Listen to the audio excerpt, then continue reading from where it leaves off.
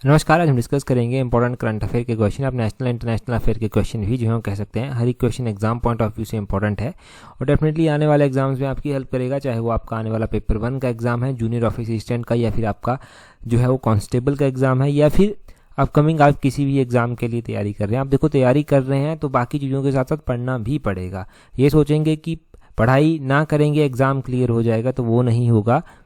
पढ़ाई भी करनी पड़ेगी और वो ज़रूरी भी है। हर एक क्वेश्चन यहाँ पर इंपॉर्टेंट है। क्वेश्चन नंबर 1 से अभी हम डिस्कशन को स्टार्ट करेंगे। बोलते हैं, what is name of military exercise conducted by the Indian air force followed the Pahalgam terror attack. तो वो है पहलगांव में आपने देखा कि आतंकी हमला हुआ, जिसमें बहुत सारे इंडियंस को जो है नाम पूछ कर जो था वो मारा गया। अब बोलते हैं कि इसके बाद भारतीय वायुसेना के द्वारा एक सैन्य अभ्यास किया गया। कोई स्ट्राइक नहीं थी, बस ये एक एक्सरसाइज टाइप में किया गया, एक ड्रिल टाइप में जो था वो किया गया। बोलते हैं इसका क्या नाम था। इसका नाम जो था वो था एक्सरसाइज आक्रमण। ऑप्शन बी जो है वो सही आंसर है।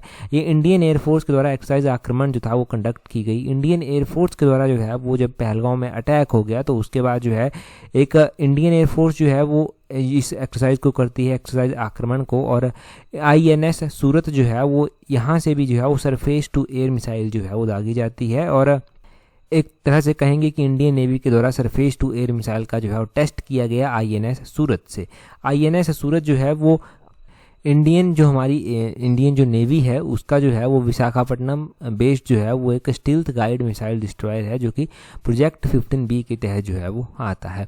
अब यहाँ पर ध्यान रखने वाली बात यह है कि यहाँ पर ब्रह्मोस क्रूज मिसाइल को भी जो है वो INS सूरत के ऊपर जो है वो डिप्लॉय किया जा सकता है। तो ये जो ब्रह्मोस मिसाइल है ये भी इंपॉर्टेंट मिसाइल है। ये दो नदियों के नाम के साथ मिलकर बनी हुई है। एक ब्रह्मोस होगी ब्रह्मपुत्रा यहाँ तक, और मॉस हो गई, मॉस्कोवा नदी है एक। तो ये दो नदियाँ जो है वो कहाँ की नदियां हैं। तो ब्रह्मपुत्र तो अपने इंडिया की नदी है, मॉस्कोवा नदी जो है वो रशिया की नदी है। तो ये ब्रह्मोस क्रूज मिसाइल इंडिया और रशिया ने जो है वो मिलकर बनाई है, तो दोनों कंट्रीज की ये एक इंपॉर्टेंट एक्सरसाइज है। एक्सरसाइज आक्रमण से लेकर INS सूरत से लेकर ब्रह्मोस मिसाइल तक आप चीज़ों को याद रखेंगे। अगला क्वेश्चन देखिए, बोलते हैं Indus water treaty was signed in which year. तो बोलते हैं कि सिंधु जल संधि किस वर्ष जो था वो इसके ऊपर हस्ताक्षर जो था वो किए गए थे। अगर हम इंडस वाटर ट्रीटी की बात करते हैं तो इंडस वाटर ट्रीटी भी जो है वो एक इंपॉर्टेंट ट्रीटी है और इसको जो था वो 1960 में हस्ताक्षर किए गए थे इसके ऊपर। ये तो पता है कि 1960 में हस्ताक्षर किए गए थे, परंतु 1960 में कब इसके ऊपर हस्ताक्षर जो था वो किए गए थे। सितंबर के महीने में इसके ऊपर हस्ताक्षर किए गए थे और सितंबर के महीने में जो था वो 19 सितंबर 1960 को जो था वो इसके ऊपर हस्ताक्षर किए गए थे। 19 सितंबर 1960 को जो था वो इसके ऊपर जो था वो उस टाइम के जो प्रधानमंत्री होते थे जवाहरलाल नेहरू और पाकिस्तान के जो राष्ट्रपति होते थे जिनका नाम अयूब खान होता था, इनके द्वारा जो था वो हस्ताक्षर जो था वो किए गए थे। तो कब किए गए थे? 19 सितंबर 1960 को जो था वो इसके ऊपर हस्ताक्षर जो था वो किए गए थे। अब बोलते हैं यहाँ पर INS जो हमारे पास इंडस वाटर ट्रीटी है इसके तहत होता क्या है। साइन तो ये 19 सितंबर 1960 को हो गई। इंडस वाटर ट्रीटी जो है ना, ये एक ट्रीटी है जिसको जो है वो इंडिया और पाकिस्तान दोनों कंट्रीज के बीच में वाटर को कंट्रोल करने के लिए जो है वो बनाया गया है। अब इंडिया ने कह दिया कि भाई हम इस इंडस वाटर ट्रीटी को जो है सस्पेंड कर रहे हैं, तो पाकिस्तान के लिए यहाँ से मुश्किलें बढ़ सकती हैं, क्योंकि ये ट्रीटी जो है ये कहती है कि जो 3 ईस्टर्न रिवर हैं, ब्यास, रावी, सतलुज, उनके ऊपर जो है वो भारत का कंट्रोल जो है वो रहेगा। भारत को उनका पानी जो है वो कंट्रोल करेगी, परंतु बाकी की जो नदियाँ जो हमारे इंडिया से निकलती हैं, जिनको वेस्टर्न रिवर हम बोलते हैं, जिसमें इंडस आ जाती है, सिंधु आती है, चेनाब आती है और झेलम आती है, ये होती तो इंडिया से होकर गुजरती हैं, परंतु इनके ऊपर अधिकार जो है वो पाकिस्तान का अधिकार है। अब इंडिया ने सस्पेंड कर दिया। इंडिया ने कहा कि डैम वगैरह बना देंगे, वो बना देंगे। पाकिस्तान पर जो है वो यहाँ से फ्लड वगैरह का खतरा जो है वो फिर हो सकता है। बहुत सारे और भी कंसर्न है पाकिस्तान के, तो इसलिए जो है वो उस ट्रीटी को सस्पेंड करने से जो है वो इंडिया और पाकिस्तान के बीच में जो है तनाव है। और पहलगांव अटैक के बाद जो है वो इंडिया के द्वारा जो है ये जो है वो इस तरह का स्टेप जो है वो लिया गया है। दूसरी बात हमें ये पता चलती है कि ये ट्रीटी कब साइन हुई थी, रिवर में किस तरह से वाटर जो है वो डिवाइड किया गया है, वो भी आपको पता चल गया। अगला क्वेश्चन हम देखेंगे। अगले क्वेश्चन में क्या बोलते हैं यहाँ पर एक्सरसाइज के बारे में बात की गई है। Dust link is a joint military exercise conducted annually between India and which of the following country. तो ये डस्ट लिंक जो है वो एनुअली एक एक्सरसाइज होती है, हर साल जो है एक्सरसाइज होती है। अब डस्ट लिंक एक्सरसाइज जो है वो कौन कौन सी कंट्रीज के बीच में जो है वो एक्सरसाइज जो है वो होती है। ये इंडिया की होती है उज्बेकिस्तान के साथ। ऑप्शन बी जो है वो सही आंसर है। इंडिया और उज्बेकिस्तान के बीच में एक्सरसाइज होती है। 15 से लेकर 28 अप्रैल 2024 के बीच में ये एक्सरसाइज हुई और 15 अप्रैल से लेकर 28 अप्रैल 2024 के बीच में जब ये एक्सरसाइज हुई तो इंडिया और उज्बेकिस्तान के बीच में हुई। और उज्बेकिस्तान का जो तेरमेज कर एक रीजन आता है जहाँ पर ये एक्सरसाइज जो है वो हुई। तेरमेज कर उज्बेकिस्तान का एक रीजन है जहाँ पर ये एक्सरसाइज जो था वो हुई। ये भी ध्यान रखना है कि उज्बेकिस्तान के कौन से रीजन में ये हुई। इतना इंपॉर्टेंट तो खैर नहीं है, परंतु चलो फिर भी जब यहाँ पर न्यूज़ में दिया जाता है तब आपको पता होना चाहिए। तो इंपॉर्टेंट एक्सरसाइज की भी हमने एक लिस्ट बनाई हुई है जिसको हम रिवाइज करते हैं। एक बार पहले भी रिवाइज हो चुकी है। इंडिया और कजाकिस्तान के बीच में जो है वो एक्सरसाइज प्रबल दोस्ती कर एक्सरसाइज होती है। इंडिया और किर्गिस्तान के बीच में एक्सरसाइज खंजर जो है वो होती है। इंडिया और मालदीव्स के बीच में एक्सरसाइज इक्विलियन होती है। इंडिया और फ्रांस के बीच में एक्सरसाइज जो है वो शक्ति होती है। इंडिया इंडोनेशिया के बीच में गरुड़ शक्ति होती है। इंडिया श्रीलंका के बीच में एक्सरसाइज मित्र शक्ति जो है वो होती है। इंडिया और यूनाइटेड किंगडम के बीच में एक्सरसाइज अजय वारियर जो है वो होती है। इंडिया और बांग्लादेश के बीच में एक्सरसाइज संप्रीति होती है। इंडिया और मंगोलिया के बीच में जो है एक्सरसाइज नोमैडिक एलिफेंट जो है वो होती है। और इंडिया और नेपाल के बीच में एक्सरसाइज सूर्य किरण जो है वो होती है। ये एक्सरसाइजेज हैं जो इंडिया अलग अलग कंट्रीज के साथ जो है वो अलग अलग टाइम पर जो है वो कंडक्ट करता है। कंडक्ट करने का पीछे का रीजन इसलिए रहता है कि अगर ज्वाइंट ऑपरेशन कहीं पर भी करना हुआ इन कंट्रीज को जाकर तो ज्वाइंटली इन दोनों के रूल्स पता हो, इन दोनों का काम करने का तरीका पता हो, तो ज्वाइंटली वहाँ पर जाकर जो है वो इस तरह से काम किया जा सकता है। तो इसलिए जो है वो इस तरह की एक्सरसाइज ज्वाइंटली एक्सरसाइजेज जो है वो की जाती हैं। अलग अलग कंट्रीज करती हैं, बहुत पैसा स्पेंड किया जाता है इनके ऊपर। ये देश की सिक्योरिटी के लिए ही जो है वो किया जाता है खर्च। अगला क्वेश्चन देखेंगे हमारे पास क्या पूछा गया है नेक्स्ट क्वेश्चन में बोलते हैं which country has introduced the world's highest bridge called the Huajiang grand canyon bridge. तो बोलते हैं कि किस देश ने दुनिया का सबसे ऊंचा पुल पेश किया है जिसे हुआंगजियांग ग्रैंड कैन्यन ब्रिज कहा गया। तो ये हुआंगजियांग ग्रैंड कैन्यन ब्रिज जो है वो कौन सी कंट्री के द्वारा जो है वो इंट्रोड्यूस किया गया है? ये चाइना कंट्री के द्वारा जो है वो इंट्रोड्यूस किया गया है। नाम से ही पता चल रहा है ये जो हुआंगजियांग इस तरह का नाम है ये चाइना बेस्ड नाम ही हो सकता है। जापान या फिर रशिया या फिर जर्मनी से इतना ज़्यादा ये रिलेट नहीं करता। हम यहाँ पर क्या जानते हैं कि ये पुल जो है ये बेइपन नदी के ऊपर जो है वो बना हुआ है और 625 मीटर की ऊंचाई पर जो है ये पुल जो है वो बना हुआ है चाइना में। बेइपन नदी के ऊपर जो है वो बना हुआ है और इसकी ऊंचाई वगैरह आपको जो है वो पता यहाँ से चल गई। हमने ना अगर पुलों में बात करें तो हमने इंडिया का एक पुल पढ़ा था कुछ टाइम पहले, 2024 का क्वेश्चन है। हमने अटल सेतु कर एक ब्रिज जो था वो पढ़ा था। अटल सेतु ब्रिज की अगर हम बात करते हैं तो इसको उस टाइम प्रधानमंत्री नरेंद्र मोदी के द्वारा जो था वो इनॉग्रेट किया गया था। ये जो है वो साउथ मुंबई को नई मुंबई से जो है वो जोड़ता है और जो 120 मिनट का रास्ता होता था अब वो जस्ट 20 मिनट में जो है वो तय हो जाएगा। तो अटल सेतु ब्रिज उस टाइम जो था वो चर्चा में आया था। अटल सेतु ब्रिज आपने ध्यान रखना है। अभी हमने हिमाचल के कॉन्टेक्स्ट में भी ब्रिज का एक क्वेश्चन पढ़ा था। अगर मैं गिरिराज पत्रिका की ओर आपको ले चलूँ, अप्रैल महीने का गिरिराज पत्रिका का पहला पार्ट था, उसमें हमने पढ़ा था कि हिमाचल प्रदेश का सबसे लंबा पुल जो बनाया जाएगा वो जो है वो कहाँ पर किसके नज़दीक बनाया जाएगा, तो वो पौंग बांध के नज़दीक जो है वो बनाया जाएगा। पौंग बांध के नज़दीक वो ब्यास नदी के ऊपर जो है वो बनाया जाएगा, ये आपने ध्यान रखना है। और लॉन्गेस्ट ब्रिज जो है ये हिमाचल का होने वाला है जब ये बन जाएगा। तो उसके बारे में प्लानिंग जो था वो चली थी। उससे रिलेट कर हमने पढ़ा था कि अभी तक जो है वो सबसे लंबा पुल हिमाचल का जो है वो ऊना जिले के हरोली में है, जो कि ऊना के जो रामपुर है उसको जो है वो जसवां से जो है वो जोड़ता है। और ये जसवां नदी के ऊपर जो है वो बना हुआ है, परंतु ये जोड़ता किसको है, ये जो है वो ये पुल जो है वो ऊना में हरोली क्षेत्र आता है। हरोली को जो है वो ऊना में एक रामपुर क्षेत्र भी आता है, उसके साथ जो है वो जोड़ता है। अब रामपुर क्षेत्र का नाम सुनकर आपने कंफ्यूज नहीं हो जाना कि ये रामपुर शिमला वाला रामपुर है जहाँ पर लवी इंटरनेशनल मेला भी मनाया जाता है। नहीं, ये वो वाला रामपुर जो है वो नहीं है। बस इतना सा यहाँ से ध्यान रख लेना। अगला क्वेश्चन देखिए, अगले क्वेश्चन में क्या बोलते हैं। अगले क्वेश्चन में बोलते हैं recently who has been appointed as new chairman of 23rd law commission of India. बोलते हैं 23rd लॉ कमीशन के जो चेयरमैन बने हैं वो जो है वो कौन बने हैं। अगर हम लॉ कमीशन की बात करते हैं कि लॉ कमीशन के जो 23rd नंबर के चेयरमैन बने हैं वो कौन बने हैं, वो दिनेश माहेश्वरी बने हैं। जस्टिस दिनेश माहेश्वरी इनका पूरा नाम है। ऐसा ना हो कि एग्जाम में दिनेश माहेश्वरी ना देकर जस्टिस दिनेश माहेश्वरी दे दिया गया है और आप कंफ्यूज हो गए कि ये जस्टिस कहाँ से आ गए। तो ये जस्टिस दिनेश माहेश्वरी ही हैं, जज हैं ये, जिनको जो है ये बनाया गया है। लॉ कमीशन 23rd नंबर का लॉ कमीशन जो है वो इसका चेयरमैन जो है वो बनाया गया है। लॉ कमीशन के बारे में थोड़ा सा हम डिटेल से जो है वो जान लेते हैं। इलेक्शन कमीशन ऑफ इंडिया की तरह लॉ कमीशन जो है वो कोई कॉन्स्टिट्यूशनल बॉडी नहीं है, ठीक है। ये पहले ध्यान रखें कि ये कॉन्स्टिट्यूशनल बॉडी नहीं है। और ये कमीशन जो है वो एस्टेब्लाइज किया जाता है, इसका टेन्योर जो है वो फिक्स्ड होता है। Ministry of law and justice के तहत जो है वो इसको जो है वो अपॉइंट किया जाता है।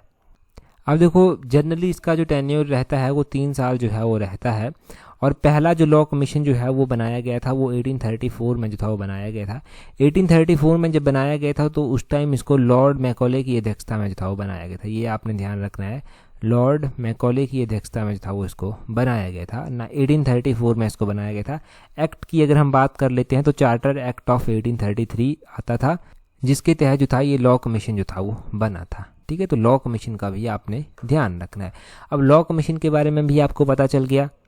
अब हम अगले क्वेश्चन की ओर जो है वो बढ़ेंगे। नेक्स्ट क्वेश्चन में हमसे क्या पूछा गया है, देखिए अगला क्वेश्चन हम डिस्कस करें उससे पहले अगर आप तैयारी कर रहे हैं Himachal Pradesh public service commission के अपकमिंग एग्जाम के लिए, चाहे वो पेपर 1 हो, चाहे वो जूनियर ऑफिस असिस्टेंट का एग्जाम हो, या फिर किसी और एग्जाम के लिए आप प्लानिंग कर चले हैं कि आपको अच्छे से तैयारी करनी है, आपको जो है वो एक बेटर जॉब चाहिए, तो आप हमारी कॉम्प्रिहेंसिव टेस्ट सीरीज को टाइमली ज्वाइन कर सकते हैं, जिसका लिंक नीचे डिस्क्रिप्शन बॉक्स कमेंट बॉक्स में दे दिया गया है।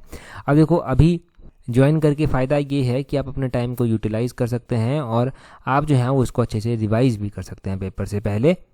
डिपेंड आपके ऊपर करता है कि आप किस तरह से चीज़ों को समझेंगे और किस तरह से इसको प्रैक्टिस करेंगे, क्योंकि मेहनत तो करनी पड़ेगी आपको। ठीक है, स्मार्ट वर्क हम बताएंगे कि कैसे करते हैं, परंतु करना तो आपको ही पड़ेगा। तो नीचे डिस्क्रिप्शन बॉक्स कमेंट बॉक्स में इसका लिंक दिया गया है टेस्ट सीरीज का, वहाँ से ज्वाइन कर लेना। अभी हम अगला क्वेश्चन जो है वो देखते हैं। बोलते हैं कंसीडर द फॉलोइंग स्टेटमेंट। यहाँ पर कुछ एक स्टेटमेंट्स दी गई हैं, अब आपको उनके ऊपर में विचार करना है। यहाँ पर सबसे पहले वर्ल्ड मलेरिया डे जो है वो दिया गया है। बोलते हैं कि वर्ल्ड मलेरिया डे प्रत्येक वर्ष 26 अप्रैल को जो है वो मनाया जाता है। दूसरे में बोलते हैं कि theme for this year is malaria ends with us, की इस साल की जो थीम थी वो मलेरिया हमारे साथ समाप्त होता है, ये थीम जो था वो रखी गई थी। अच्छा, अगर हम इंपॉर्टेंट डेज़ की बात करते हैं, जब भी हम इंपॉर्टेंट डेज़ की बात करते हैं तो हम मंथ वाइज भी इंपॉर्टेंट डेज जो हैं वो रिवाइज करते हैं। यहाँ पर वर्ल्ड मलेरिया डे की हम बात कर रहे हैं, अप्रैल महीने की 26 तारीख को क्या ये मनाया जाता है। देखिए ये जो वर्ल्ड मलेरिया डे है ये मनाया तो अप्रैल के महीने में ही जाता है, परंतु 26 अप्रैल को ये नहीं मनाया जाता। ये 25 अप्रैल को जो है ये मनाया जाता है, ये आपने ध्यान रखना है। 25 अप्रैल को ये मनाया जाता है वर्ल्ड मलेरिया डे। ठीक है, तो पहली स्टेटमेंट गलत हो गई। दूसरी स्टेटमेंट में बोलते हैं the theme for this year is malaria ends with us, किस साल की थीम जो रखी गई थी इस मलेरिया डे की वो रखी गई थी कि मलेरिया हमारे साथ समाप्त होता है। ये बिल्कुल सही बात है, ये इसकी थीम जो था वो रखी गई थी। ये तो हो गया अप्रैल महीने का एक इंपॉर्टेंट डे जो कि 25 अप्रैल को मनाया जाता है। 25 अप्रैल से पहले हमने पढ़ा था 21 अप्रैल। 21 अप्रैल को नेशनल सिविल सर्विसेज डे मनाया गया।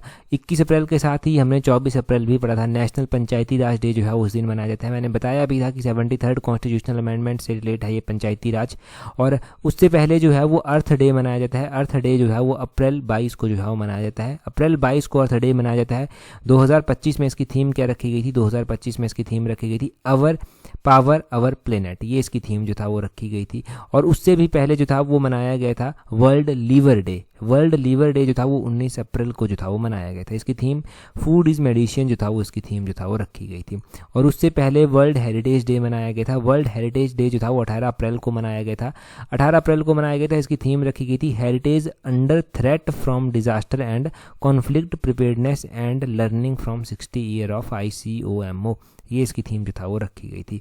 और उससे भी पहले अगर कोई इंपॉर्टेंट डे मनाया गया था तो वर्ल्ड आर्ट डे मनाया गया था, विश्व कला दिवस। वर्ल्ड आर्ट डे ये अप्रैल महीने की 15 तारीख को मनाया गया था। 13 अप्रैल को जलियांवाला बाग हत्याकांड हुआ था, तो 13 अप्रैल 1919 को ये जलियांवाला बाग हत्याकांड हुआ था, तो 13 अप्रैल को भी जलियांवाला बाग हत्याकांड जो हुआ था उसको याद करने के लिए जो है प्रत्येक साल जो है वो मनाते हैं। और अगर हम उससे भी पीछे चले जाएं कि उससे पीछे कौन सा इंपॉर्टेंट डे मनाया गया था, तो वर्ल्ड होम्योपैथी डे मनाया गया था। विश्व होम्योपैथी डे जो था वो अप्रैल महीने की 10 तारीख को जो था वो मनाया गया था। और इस तरह के इंपॉर्टेंट डे अप्रैल में मनाए गए। हमने ये इंपॉर्टेंट डे जो है वो आपके साथ शेयर भी किए हैं टेलीग्राम पर, क्यूज की फॉर्म में ये इंपॉर्टेंट डेज आपके साथ शेयर किए हैं ताकि आपको पता चले, आपको याद जो है ये इंपॉर्टेंट डेज जो है वो रह सकें। तो टेलीग्राम पर आप इंपॉर्टेंट डेज को प्रैक्टिस कर सकते हैं। टाइम टू टाइम हम इनको अपडेट करते रहते हैं। तो इस क्वेश्चन का सही आंसर ओनली 2 हो जाएगा, ये तो आपको पता चल ही गया। साथ में आपको इंपॉर्टेंट अलग अलग जो इंपॉर्टेंट डेज आते हैं वो भी आपको यहाँ से पता चल गए। अगले क्वेश्चन की ओर अभी हम कदम बढ़ाएंगे। बोलते हैं which country has launched its first in human gene therapy trial for haemophilia. तो बोलते हैं कि किस देश ने होम्योफिला के लिए पहली बार जो है वो मानव जीन थेरेपी प्रशिक्षण जो है वो शुरू किया है। तो ये आपने ध्यान रखना है कि होम्योफिला के लिए जो है वो किसने जो है ये इस तरह का जो है प्रशिक्षण जो है वो शुरू किया है। तो होम्योफिला के लिए जो है वो ये प्रशिक्षण जो है वो स्टार्ट किया गया है किसके द्वारा, अपने देश भारत के द्वारा जो है वो किया गया है। इसका ऑप्शन सी जो है वो सही आंसर हो जाएगा। होम्योफिला की बात करते हैं। सबसे पहले होम्योफिला के बारे में ध्यान रखना कि ये होम्योफिला डे भी मनाया जाता है, 17 अप्रैल को जो है वो मनाया जाता है, इस तरह का होम्योफिला डे। और होम्योफिला ए होता है, ये किसकी डेफिशिएंसी से जो है वो होता है, ये एंटी होम्योफिलिक फैक्टर के कारण जो है वो होता है। और होम्योफिला ए जो है वो किस तरह की डिजीज़ है, तो ये एक जेनेटिक ब्लड डिसऑर्डर डिजीज़ कर जो है वो आती है, जेनेटिक एक ब्लड डिसऑर्डर कर ये डिजीज़ जो है वो आती है होम्योफिला। जब हम कांस्टेबल के लिए तैयारी करते हैं तो कांस्टेबल की जो सीरीज़ चलाई है उसमें हम क्या करते हैं, उसमें जो है हम इंपॉर्टेंट जीके के क्वेश्चंस पढ़ते हैं, नेशनल इंटरनेशनल अफेयर के, तो वहाँ पर मैं आपको इनके बारे में बताता रहता हूँ, इंपॉर्टेंट डेज के बारे में। आगे बोलते हैं, which country was the first to get India's BrahMos missile system, तो बोलते हैं कि भारत की ब्रह्मोस मिसाइल प्रणाली प्राप्त करने वाला पहला देश कौन है। तो ब्रह्मोस मिसाइल के बारे में हम पढ़ भी रहे थे कि ये ब्रह्मपुत्रा और मॉस्कोवा नदियों से मिलकर बनाई गई है, इंडिया और रशिया के द्वारा बनाई गई है। ये ब्रह्मपुत्रा इंडिया की नदी है, मॉस्कोवा जो है वो रशिया की जो है वो एक नदी है। तो इंडिया और रशिया की जो इम्पोर्टेंट टेक्नोलॉजी है वो यहाँ पर लगाई गई है, रशिया ने भी हेल्प की है इंडिया की। अब इंडिया ने क्या किया, कुछ एक कंट्रीज़ को भी जो है वो इसको जो है वो देना स्टार्ट कर दिया। तो ब्रह्मोस मिसाइल जो है वो सबसे पहले जो दी गई वो किसको दी गई, वो जो है वो कौन सी कंट्री को, फिलीपींस कंट्री को जो था वो दी गई। ऑप्शन बी जो है वो सही आंसर इसका हो जाएगा। तो अगर आगे से पूछा जाए कि कौन सी ऐसी कंट्री है जिसने जो है वो इंडिया की ब्रह्मोस सुपरसोनिक क्रूज मिसाइल को जो है वो सबसे पहले प्राप्त किया है, तो वो फिलीपींस है। फिलीपींस ने एक एग्रीमेंट के ऊपर जो है वो हस्ताक्षर किए थे, ये लगभग जनवरी 2022 में हस्ताक्षर किए गए थे, और उसमें कहा गया था कि अप्रैल 2024 तक जो है वो इंडिया जो है वो इस मिसाइल को डिलीवर कर देगा, और अभी कर भी दी गई है। हमारे पास ना अलग अलग मिसाइल्स जो हैं वो आती हैं, एक वैसे ही हमारे पास जो है वो अस्त्र एक्सरसाइज भी आती है, Astra exercise air to air missile जो है वो आती है, नाग मिसाइल आती है, ये एंटी टैंक मिसाइल जो है वो आती है, और आकाश मिसाइल जो है वो आती है। आकाश मिसाइल जो आती है वो सरफेस टू एयर मिसाइल जो है वो आती है, पृथ्वी मिसाइल भी सरफेस से एयर मिसाइल जो है वो आती है। एंटी टैंक मिसाइल्स की हम बात कर रहे थे, उसमें नाग आती है, अमोघ भी उसमें एक आती है, हेलिना कर उसमें एक जो है वो आती है। तो इस तरह से बहुत सारी अलग अलग मिसाइल्स आती हैं, परंतु ब्रह्मोस मिसाइल इंडिया के लिए खास है क्योंकि इंडिया ने खुद इसको तैयार किया है रशिया के साथ मिलकर, और इंडिया ने इसको जो है वो फिलीपींस को भी जो है वो देने की बात कही थी, अभी जो है वो फिलीपींस को दिया है। फिलीपींस पहला ऐसा देश जो है वो बना है। फिलीपींस कंट्री की हम बात करते हैं, कैपिटल कहाँ पर है, इसकी करेंसी जो है वो कौन सी है। फिलीपींस की जो कैपिटल आती है वो मनीला में जो है उसकी कैपिटल आती है, और फिलीपींस पैसो कर जो है वो इसकी करेंसी जो है वो आती है। तो इसकी करेंसी भी ध्यान रखनी है, इसकी कैपिटल भी जो है वो ध्यान रखनी है। अब कंट्री और उनकी कैपिटल जो है वो भी सिलेबस में स्पेसिफिक रूप से जो है वो मेंशन किया गया है। तो वियतनाम भी ऑप्शन में दिया गया है, वियतनाम की जो कैपिटल आती है वो हनोई में जो है वो आती है, हनोई में आती है, और वियतनामीज डोंग कर इसकी जो है वो करेंसी जो है वो आती है, ये आप ध्यान रखें। यहाँ पर ऑप्शन में इंडोनेशिया भी जो है वो दिया गया है। इंडोनेशिया की अगर हम कैपिटल की बात करते हैं तो जकार्ता में इसकी कैपिटल आती है, इसकी जो करेंसी आती है वो इंडोनेशियन रुपया कर इसकी जो है वो करेंसी जो है वो आती है। यहाँ पर म्यांमार भी जो है वो दिया गया है। म्यांमार की अगर हम कैपिटल की बात करते हैं तो म्यांमार की जो कैपिटल आती है वो जो है वो नेपिडा कर जो है वो आती है, नेपिडा कर आपने इसकी कैपिटल ध्यान रखनी है। और इसकी करेंसी की बात की जाए तो म्यांमारियन कयात कर इसकी करेंसी जो है वो आती है। तो ये कैपिटल करेंसी आपकी जो है वो यहाँ से क्लियर हो गई। अगला क्वेश्चन देखेंगे, अगले क्वेश्चन की ओर बढ़ते हैं। बोलते हैं, recently which of the following actor receive the Padma Bhushan from president Droupadi Murmu. तो बोलते हैं कि हाल ही में इनमें से किस एक्टर को जो है वो राष्ट्रपति जो है वो द्रौपदी मुर्मू उनसे जो है वो पद्म भूषण जो है वो मिला है। अगर हम बात करते हैं पद्म भूषण की यहाँ पर कि किसको जो है वो मिला है, तो वो अजीत कुमार को मिला है। ये साउथ के एक एक्टर हैं अजीत कुमार, काफ़ी फेमस मूवीज़ इनकी होती हैं, तो इनको जो है वो पद्म भूषण मिला है। कई बार ये पूछ लिया जाता है कि इनको कौन सी श्रेणी में ये दिया गया, तो इनको आर्ट की श्रेणी में जो था ये अवार्ड दिया गया था। अभी देखो कुछ एक अवार्ड दिए गए तब तो ये चर्चा में आया, तो ये एक बार फिर से करंट अफेयर का क्वेश्चन बन गया। ये अवार्ड इससे पहले अनाउंस हो चुके थे, हमें पता था कि किस किस को ये अवार्ड मिलने हैं, ऐसा नहीं था कि अभी अवार्ड दिए गए तो पता नहीं था, नहीं पता था पहले से ही कि किस किस को ये अवार्ड मिलने हैं। पद्म अवार्ड भी 3 कैटेगरीज में होते हैं, एक पद्म विभूषण होता है, एक पद्म भूषण होता है और एक पद्मश्री होता है। सबसे बड़ा ये पद्म विभूषण होता है जो कि इस साल 7 लोगों को जो है वो दिया गया है। उसके बाद जो है वो दूसरे नंबर पर जो है वो पद्म विभूषण आता है जो कि 19 लोगों को जो है वो दिया गया है। उसके बाद आता है पद्मश्री जो कि 113 लोगों को जो है वो टोटल दिया गया है, 113 लोगों को ये दिया गया है। तो टोटल अगर हम बात करते हैं कि पद्मा अवार्ड अभी जो दिए गए 2025 में दिए गए हैं ये 2024 के, तो ये कितने लोगों को जो था वो टोटल दिया गया। तो आप देख लीजिए कि 113 जो है वो पद्मश्री हैं, 19 जो है वो पद्म भूषण है और 7 जो है वो पद्म विभूषण है।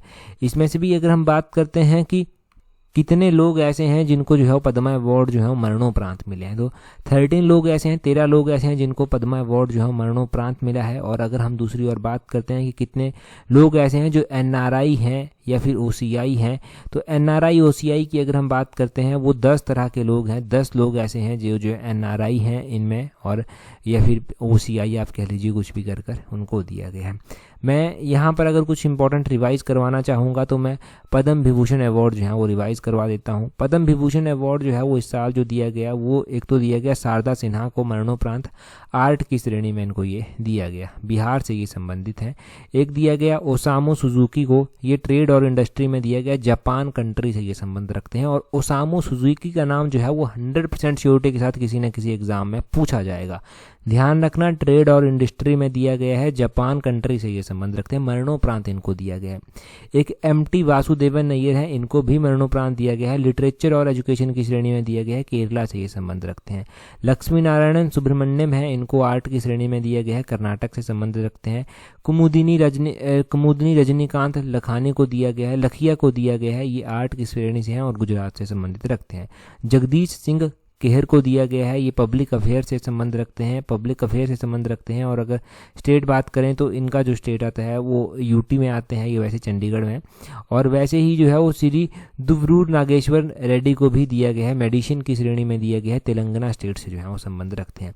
पद्म विभूषण 7 लोगों को दिए गए हैं, 7 के 7 नाम मैंने बता दिए, एक बार लिख भी लेना नामों को अगर पहले भी नहीं लिखे हैं, क्योंकि ये 100% श्योरिटी वाला क्वेश्चन है कि किसी न किसी एग्जाम में देखने को मिलेंगे ही मिलेंगे।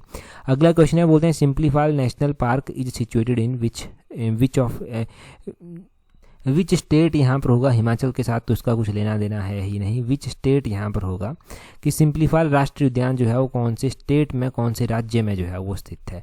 ठीक है, ये क्वेश्चन पूछा गया है। सिंप्लीफाई अगर हम नेशनल पार्क की बात करते हैं तो ये उड़ीसा में जो है वो आता है, ऑप्शन बी जो है वो सही आंसर है। ये आपने ध्यान रखना है कि सिंप्लीफाई जो है वो कहाँ पर आता है, सिंप्लीफाई जो है वो उड़ीसा में जो है वो आता है। अब क्यों सिंप्लीफाई जो है वो चर्चा में आया, पहले वो भी जानना ज़रूरी है।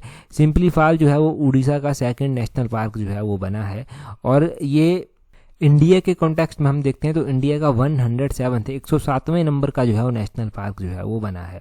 ठीक है, ये आपने ध्यान रखना है। अगर हम बात करते हैं कि ऐसे ही हमारे पास इंपॉर्टेंट नेशनल पार्क भी आते हैं, तो वो कौन कौन से नेशनल पार्क आते हैं, तो वैसे ही हमारे पास खजरंगा नेशनल पार्क आता है जो कि असम में जो है वो आता है। नामधाप नेशनल पार्क आता है, अरुणाचल प्रदेश में आता है।